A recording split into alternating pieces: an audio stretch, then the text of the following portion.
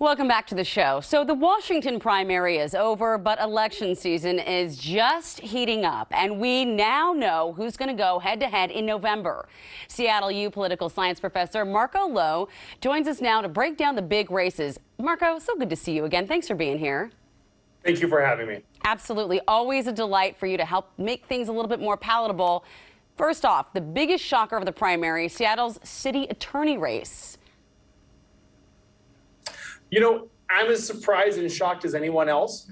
City attorney is not a well-known position, so even though he's been there for many terms, Pete Holmes was not a first name on people's heads. He was challenged from both sides of the spectrum at the same time, so there was not 5 people in the primary, but just 3. They attacked his record again from he's prosecuting too much to prosecuting too little.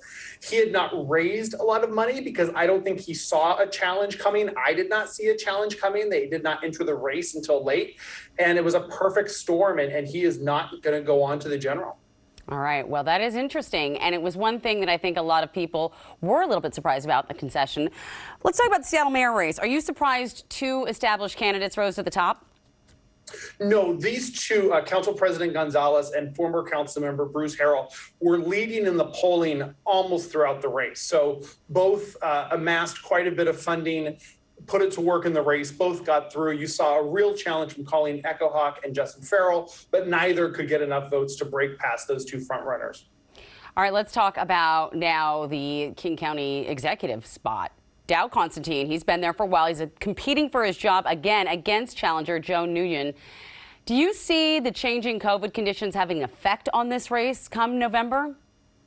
I think it's had effect on every race, but unlike Pete Holmes, we saw the county executive come into this reelection with a huge war chest, and Senator Wen is mounting a really strategic and smart race, but it's just having trouble getting over kind of the momentum that the county executive has kept going now for a decade in office.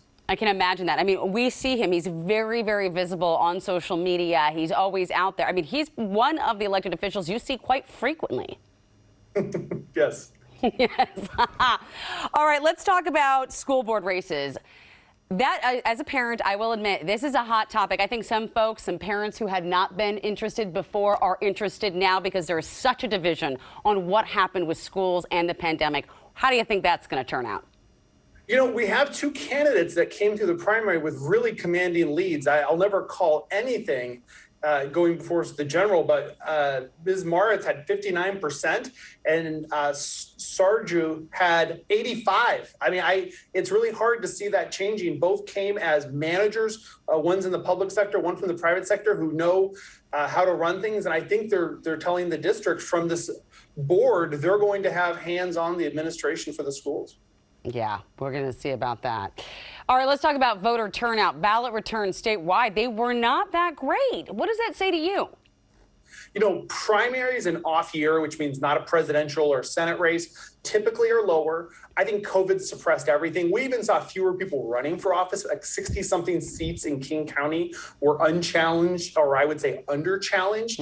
And then we saw Seattle break over 40, but very few cities in King County and statewide did not. And not a surprise, but it's always unfortunate. You really want to see much closer to 100% turnout when possible. All right, well, before I let you go, any other surprises? What should we be watching for as we lead up to November? You know, I think we're going to see issues crystallize. In the primary, voters are not as clued in, so they sort of go with the political current or the social media circle they're in. Now we're going to see mayor's races across the state, city council races, and school board start to really, you know, with 2 candidates, winnow down to point on the issues. And that's when I think it gets a lot more interesting. Oh, it will. Hey, I hope that we can chat with you again as we go through this interesting election season. Thank you, Marco. Thank you.